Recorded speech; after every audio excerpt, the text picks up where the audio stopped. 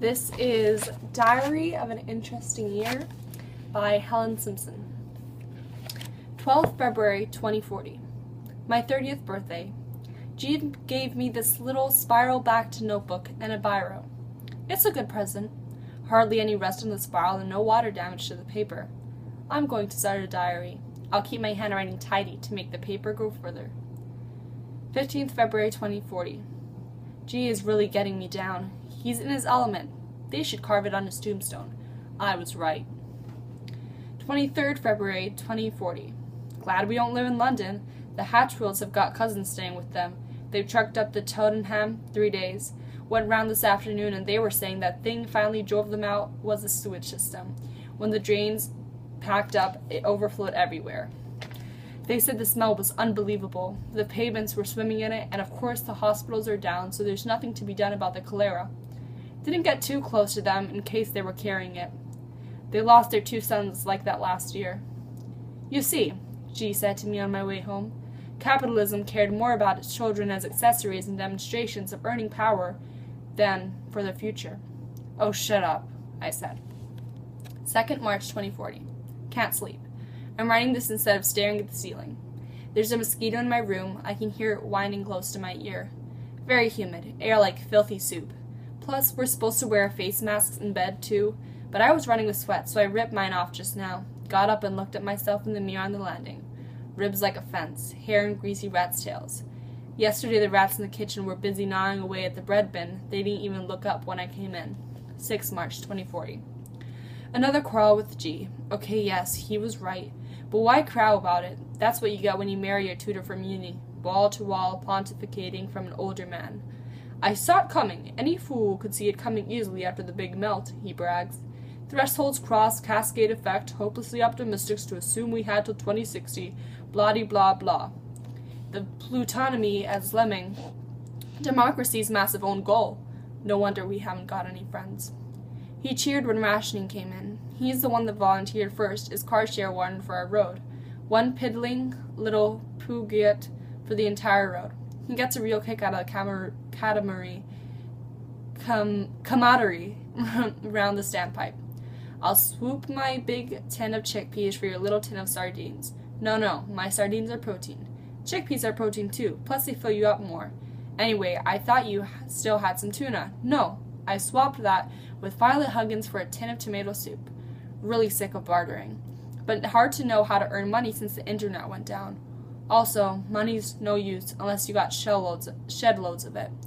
As I said to him in bed last night, the top layer hanging on outside of their plastic bubbles out of filtered air while the rest of us shuffle around with gouttières and tumors and bits of old sheet tied over our mouths. Plus, we're soaking wet the whole time. We've gotten up on umbrellas. We just go permanently drenched. I only stopped ranting when I heard a snore and clocked he was asleep. 8th April 2040. Boring morning washing out rags. No wood for hot water, so we had to use ashes and lye again. Hands very sore even though I put plastic bags over them. Did the face masks first, then the rags for my period. Took forever. At least I haven't got to do nappies like Lexi or Esme.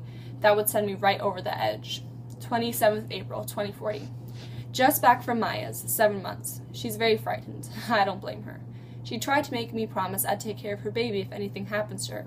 I havered, mostly at the thought of coming between her and that throwback Martin. She'd get a new black eye. I didn't ask. I suppose there's no harm in promising if it makes her feel better. After all, it wouldn't exactly be taking on a responsibility. I give a new baby 3 months max in these conditions. Diarrhea, basically. 14th May 2040. Can't sleep. Bites itching, trying not to scratch. Heavy thumps and squeaks just above in the ceiling. Think of something nice. Soap and water. Fresh air. Condoms. Sick of being permanently on knife-edge re-pregnancy. Start again. Wandering around a supermarket, warm, gorgeously lit, corridors of open fridges full of tiger prawns and filet steak. Gliding off down the last lane in a sports car, stopping to fill up with tiny liters of petrol.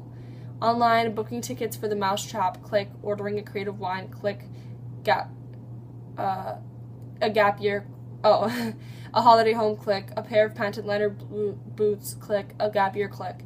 I go to iTunes and download The Marriage of Figaro. Then I Then I chat face to face in real time with G's parents in Sydney. No, don't think about what happened to them. Horrible. Go to sleep. 21st May 2040. Another row with G. He blew my second candle out.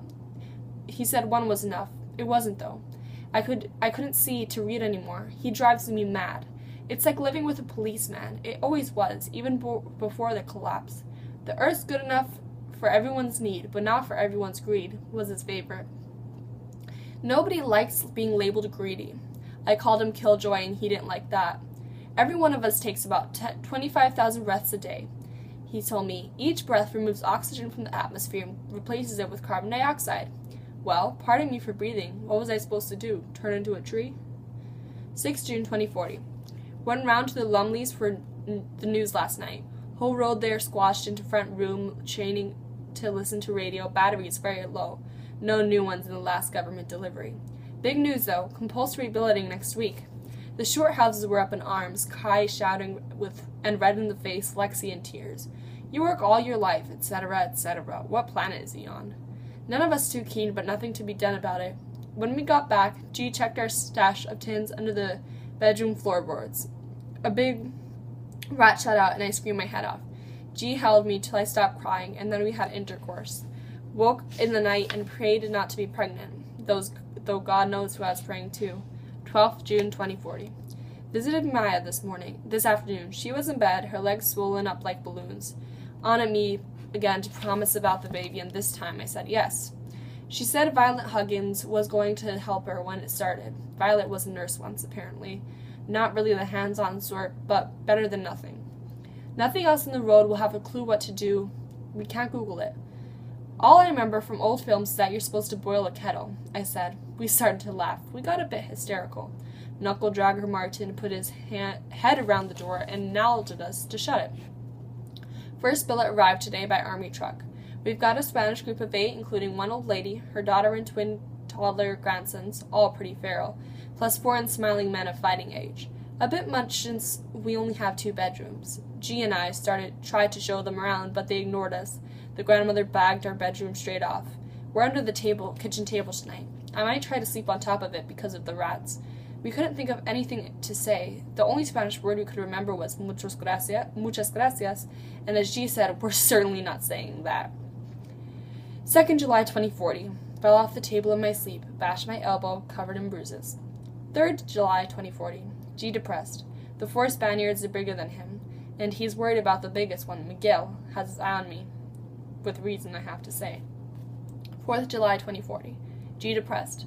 The grandmother found our tins under the floorboards and all danced a flamenco. Miguel pushed G when he tried to reclaim a tin of sardines, and since then his nose won't stop bleeding. 6th July 2040. Last night under the table, G came up with a plan. He thinks we should head north. Now, this lot are in the flat, and a new group from Tehran promised next week. We might as well cut and run. Scotland's heaving. Everyone else has already had the same idea. So he thinks we should just go on one of the ferries to Stavanger, then aim for Russia. I don't know, I said. Where'd we stay? I've got the pop-up tent back in the rucksack behind the shed, he said, plus our sleeping bags and my wind-up radio.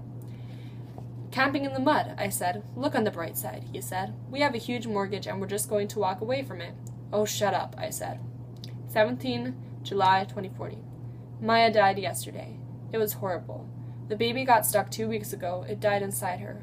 Violet Huggins was useless. She didn't have a clue. Martin started waving his Swiss penknife around the second day and yelling about a cesarean. He had to be dragged off her. He's round at ours now drinking the last of our precious brandy with the Spaniards. That's it. We've got to go. Now, says she. Yes. 1st August 2040. Somewhere in Shropshire, or possibly Cheshire, we're staying off the beaten track. Heavy rain. The notebook's pages have gone all wavy. At least Biro doesn't run. I'm laying inside the tent now. G is out foraging. We've got away in the middle of the night. G has slung our 2 rucksacks across the bike. We took turns to wheel it. Then on the 4th morning we woke up and looked outside the tent flap, and it was gone, even though it would cover it with leaves the night before. Could be worse, said G. We could have had our throats cut while we slept. Oh, shut up, I said. 3rd August 2040. Rivers and streams all toxic. fertilizers, typhoid, etc. So we're following G's DIY system. Dip a billy can into stream or river, add 3 drops of bleach, boil up on camping stove with t-shirt trenched over billy can. Only moisture squeezed from the t-shirt is safe to drink, nothing else. You're joking, I said, when G first showed me how to do this, but no. 9th August 2040.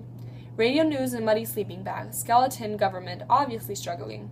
They keep playing the Enigma variations. Last night they announced to end the fuel for civilian use and the compulsory disabling of all remaining civilian cars. As from now, we must all stay home, they said, and not travel without permission. There's talk of martial law. We're not cross-country as much as possible, less chance of being arrested or mugged, trying to cover 10 miles a day, but the weather slows us down. Torrential rain, often horizontal, in gusting winds. Rare dry afternoon. Black lace clouds over yellow sky, brown grass, frosty, green mold, fungal frills. Dead trees come crashing down without warning. One nearly got us today. It made us jump. G was hoping we would find stuff growing in the fields, but all the farmland around here is surrounded by razor wire and armed guards. He says he knows how to grow vegetables from his allotment days, but so what? They take so long. We're hungry now. We can't wait till March for some old carrots to get ripe. 22nd August 2040. G broke a front crown cracking a beech nut. And there's a black hole, and he whistles while he talks. Damsons, blackberries, young green nettles for soup, he said at the start of all this, smacking his lips. He's not so keen now. No damsons or blackberries, of course, only chickweed and ivy. He just caught a lame squirrel, so I suppose I'll have to do something with it. No creatures left except squirrels, rats, and pigeons, unless you count the insects. The news says they're full of protein. You're meant to grind them into a paste. But so far we haven't been able to face that. 24th August 2040. We met a pig this morning. It was a bit thin for a pig, and it didn't look well. G said, "Quick, we've got to kill it." "Why?" I said. "How?" "With a knife," he said. "Bacon, sausages." I pointed out that even if we managed to stab it to death with our old kitchen knife, which looked unlikely, we wouldn't be able to just open it up and find bacon and sausages inside. "Milk, then," said G wildly. "It's a mammal, isn't it?" Meanwhile, the pig walked off. 25th August 2040. Ravenous. We've both got streaming colds, jumping with fleas, itching like crazy. Weeping sores on hands and faces, the news says, unfortunate side effects from cloud seeing. What all this and his toothache, black molar, swollen jaw, and the malaria, G is in a bad way. 27th August 2040. Found a dead hedgehog. Tried to peel off its spines and barbecue over the last croquette. Disgusting. Both sick as dogs. Why did I used to moan over the barter system? Foraging is much, much worse. 29th August 2040.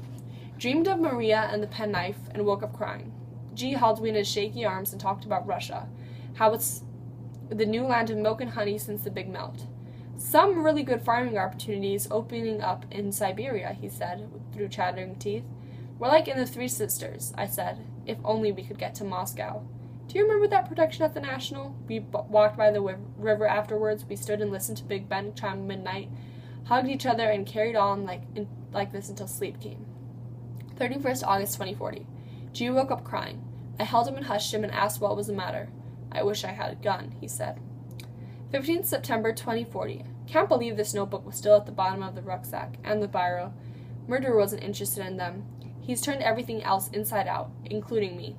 G didn't have a gun. This one has a gun. M speaks another language.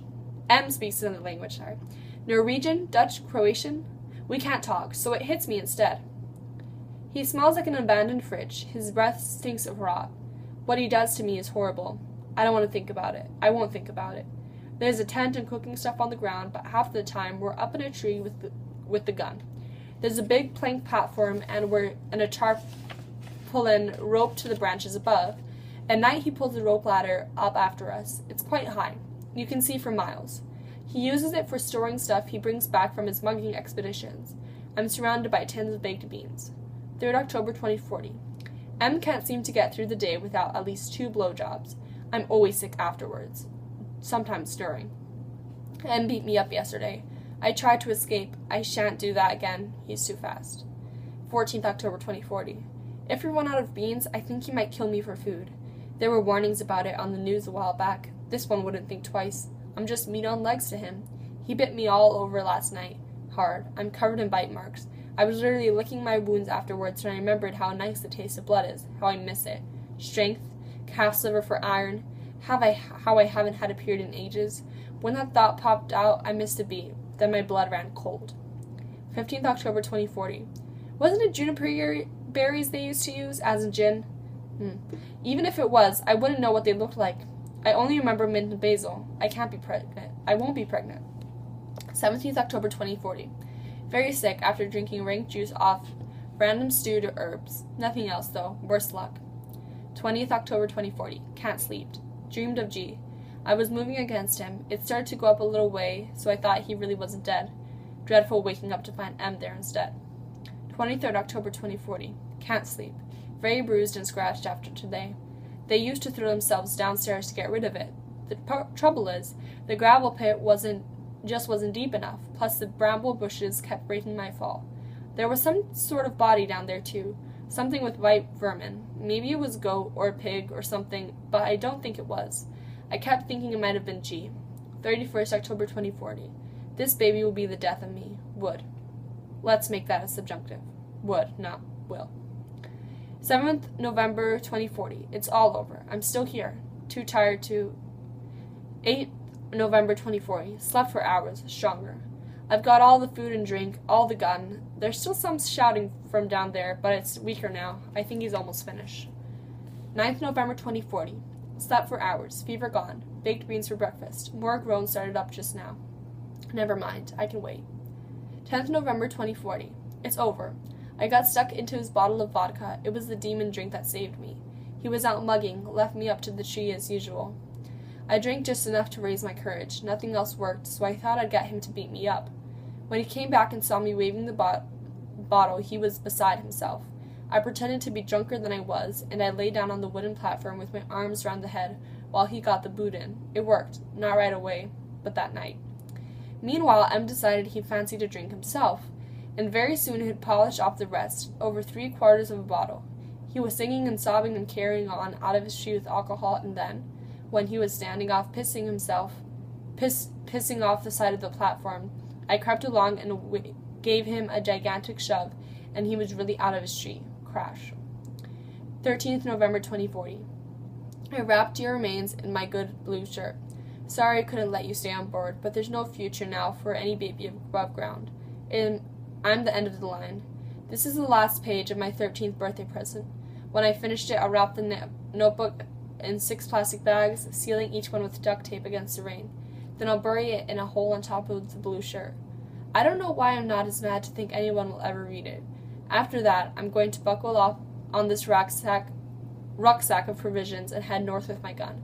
Wish me luck. Last line. Good luck, good luck, good luck, good luck, good luck.